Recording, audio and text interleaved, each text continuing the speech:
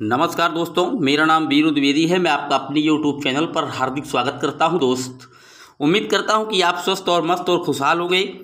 आपका परिवार अच्छी तरह से बेहद और खूबसूरत होगा। दोस्त, आज हम बात करेंगे हिंदी के कुछ महत्वपूर्ण प्रश्नों की श्रृंखला में, जो कि आगे आने वाला जो यूपी टेट लगा हुआ है, उसके बाद जो सुपर टेट आएगा, उसमें आपको बेहतर सफलता दिलाने में ये महत्वपूर्ण भूमिका निभाएंगे। दोस्त, आइए शुरू करते हैं। पहला प्रश्न है, निम्नलिखित में से किसे आधुनिक भारतीय भाषा का विकास सौर सेनी अपभ्रंश से नहीं हुआ है? तो जो सौर सेनी अपभ्रंश है, उसका जो विकास है वो अवधी भाषा का नहीं हुआ है। डी ऑप्शन एकदम सही है। दोस्त, बात करते हैं अगले प्रश्न की। निम्नलिखित में से कौन सा संयुक्त व्यंजन नहीं है? बात आई है संयुक्त व्यंजन की, तो बता दें कि दो व्यंजनों के मेल से जो वर्ण बनता है उसको संयुक्त व्यंजन कहते हैं। छत्रज्ञ, ये तीनों जो है संयुक्त व्यंजन है, लेकिन जो ये आप खटखोड़ सा देख रहे हैं बी ऑप्शन में, ये संयुक्त व्यंजन नहीं है, बल्कि ये एक मूर्धन्य व्यंजन है। याद रखिएगा, बी ऑप्शन एकदम सही है। बात करते हैं अगले प्रश्न की। वांग्मय का संधि विच्छेद क्या होगा? तो जो वांग्मय है, इसका जो सही संधि विच्छेद है वो है वाक प्लस मय, सी ऑप्शन। अब आप कमेंट में बताइएगा कि वांग्मय में कौन सी संधि है डियर, याद रखिएगा। बात करते हैं अगले प्रश्न की। निश्चल में कौन सी संधि है? तो जो निश्चल है, इसमें जो संधि है वो विसर्ग संधि है। याद रखिएगा, बी ऑप्शन एकदम सही है। दोस्त, बात करते हैं अपने अगले प्रश्न की। निम्नलिखित में से कौन सी अशुद्ध वर्तनी है? कवित्री बिल्कुल सही लिखा है, ज्योत्सना भी सही है, बिरहणी भी सही है।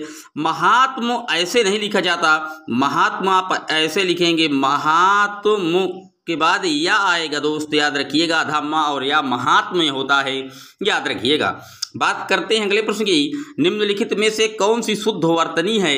तो जो वाल्मीकि लिखा है ये एकदम सही लिखा है, ए ऑप्शन एकदम सही है। बात करते हैं अगले प्रश्न की। निम्नलिखित में से कौन सा गुणवाचक विशेषण नहीं है? तो जो गुणवाचक विशेषण नहीं है वो है बी ऑप्शन दूसरा। अब ये दूसरा कैसा विशेषण है? तो ये संख्या या परिमाणवाचक विशेषण में आएगा, याद रखिएगा। बात करते हैं अगले प्रश्न की। निम्नलिखित शब्दों में कौन सा अरबी भाषा का शब्द है? तो जो अरबी भाषा का शब्द है वो गरीब है, बी ऑप्शन एकदम सही है। गरीब जो है अरबी भाषा का शब्द है। अगर तंबाकू की बात पूछी जाए तो ये पुर्तगाली भाषा का शब्द है, याद रखिएगा। बात करते हैं अपने अगले प्रश्न की। निम्नलिखित में से कौन सा शब्द समूहवाचक संज्ञा नहीं है? तो जो तूफान है ये कोई समूहवाचक संज्ञा नहीं है। सभा में समूह बनता है, दल में समूह बनता है, गिरोह में समूह बनता है, लेकिन जो तूफान है इसमें कोई भी समूह नहीं है, इसलिए सी ऑप्शन एकदम सही है। बात करते हैं अगले प्रश्न की। निम्नलिखित में से संबंधवाचक सर्वनाम कौन सा है? तो संबंध जहां बनता है वो जो और सो से लगा के ही बनता है, कि जब वो पढ़ेगा सो पास होगा, ऐसे जो है ये संबंधवाचक सर्वनाम के उदाहरण है, ए ऑप्शन एकदम सही है। बात करते हैं अगले प्रश्न की। निम्नलिखित में से कौन सा स्त्रीलिंग शब्द नहीं है? तो स्त्रीलिंग और पुल्लिंग, इनको समझने की एक ट्रिक है। टोपी, टोपी हम पहनते हैं। भूख लगती है, प्यास लगती है। दही जमती है नहीं होता, दही जमता है, इसीलिए इसका जो डी ऑप्शन एकदम सही है, दही जमता है, याद रखिएगा। नारी का बहुवचन होगा तो जो नारी का बहुवचन वो नारिये नहीं होगा, नारियों नहीं होगा, इनमें से कोई नहीं। नारी का जो बहुवचन है वो नारियां होगा, ए ऑप्शन एकदम सही है। बात करते हैं अगले प्रश्न की। हिमालय से गंगा निकल रही है, यानी कि हिमालय से जो गंगा निकल रही है वो कहीं ना कहीं अलगाव हो रहा है, और अलग होने की जहां बात आए वहां अपादान होता है, अपादान पंचमी, यानी कि डी ऑप्शन एकदम सही है। बात करते हैं अगले प्रश्न की। दो या दो से अधिक धातुओं और दूसरे शब्दों की संयोग से या धातु में प्रत्यय लगाने से बनने वाली क्रिया क्या है? तो यहाँ दो या दो से अधिक धातु आ रहे हैं, यानी कि ये संयुक्त धातु है, डी ऑप्शन एकदम सही है। बात करते हैं अगले प्रश्न की। जिस काल में एक क्रिया का होना दूसरी क्रिया होने पर निर्भर करती है उसे क्या कहते हैं? तो उसे कहते हैं संभाव्य भविष्य, बी ऑप्शन एकदम सही है। बात करते हैं अगले प्रश्न की। निम्नलिखित में से अंतस्थ व्यंजन कौन से हैं? तो जो अंतस्थ व्यंजन हैं वो होती हैं यारा लावा। ए ऑप्शन एकदम सही है, अंतस्थ व्यंजन में यारा लावा आते हैं, याद रखिएगा। निम्नलिखित में से कौन सा नि उपसर्ग का अर्थ है?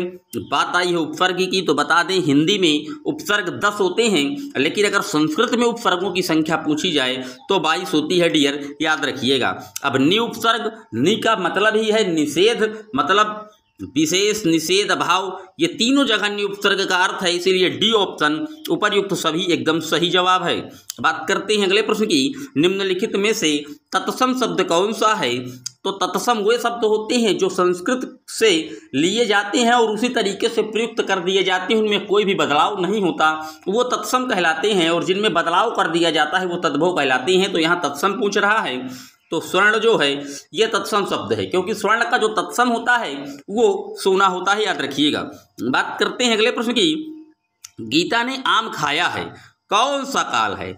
तो गीता जो है आम खा चुकी है, ये सामान्य भूतकाल का उदाहरण है, बी ऑप्शन एकदम सही है। निम्नलिखित में से कौन सा स्थानवाचक अव्यय है? तो जो स्थानवाचक अव्यय है वो है अधर, बी ऑप्शन एकदम सही है। बात करते हैं अगले प्रश्न की। यथासंभव में कौन सा अव्यय है? तो जो यथासंभव है वो रीतिवाचक क्रिया विशेषण है। अब अगर पूछ लिया जाए कि यथासंभव में कौन सा समास है, तो यथासंभव में जो समास बनेगा वो बनेगा अव्ययी भाव समास, याद रखिएगा, अव्ययी भाव समास।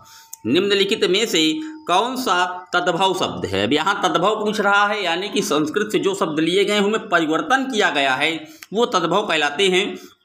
तो जो तद्भव है वो है अमीय। अब अमीय तद्भव है तो तत्सम क्या है? तो अमीय का जो तत्सम है वो अमृत होता है, याद रखिएगा, ए ऑप्शन एकदम सही है। बात करते हैं अगले प्रश्न की। मुझसे बैठा नहीं जा रहा है, तो मुझसे खाया नहीं जा रहा, मुझसे पिया नहीं जा रहा, मुझसे चला नहीं जा रहा, मुझसे बैठा नहीं जा रहा है, इनमें सब में भाव प्रकट हो रहा है, इसीलिए ये भाववाच्य के उदाहरण हैं, बी ऑप्शन एकदम सही है। बात आई हो वाच्य की, तो बता दें वाच्य 3 प्रकार के होते हैं, कर्तृवाच्य, कर्मवाच्य, भाववाच्य। जहाँ कर्ता की प्रधानता होती है वहाँ कर्तृवाच्य होता है, जहाँ कर्म की प्रधानता होती है वहाँ कर्मवाच्य होता है, और जहाँ भाव की प्रधानता होती है वहाँ भाववाच्य होता है, याद रखिएगा। बात करते हैं अगले प्रश्न की। नयन में किस प्रत्यय का उपयोग हुआ है? तो नयन में जो है वो अन प्रत्यय का उपयोग हुआ है। अगर पूछ ले कि नयन में कौन सी संधि है, तो ने धन अन, नयन में जो है अयादि संधि है, याद रखिएगा। बात करते हैं अगले प्रश्न की। विचार में इक प्रत्यय लगाने से कौन सा शब्द बन जाएगा? तो विचार में जब हम इक प्रत्यय लगा देंगे तो ये वैचारिक बन जाएगा, डी ऑप्शन एकदम सही है। बात करते हैं आज के अपने अंतिम प्रश्न की।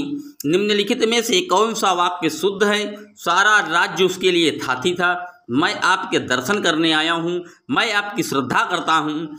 अभंग एक प्रकार का मराठी छंद है, तो मैं आपके जो है दर्शन करने आया हूँ, बी ऑप्शन एकदम सही है।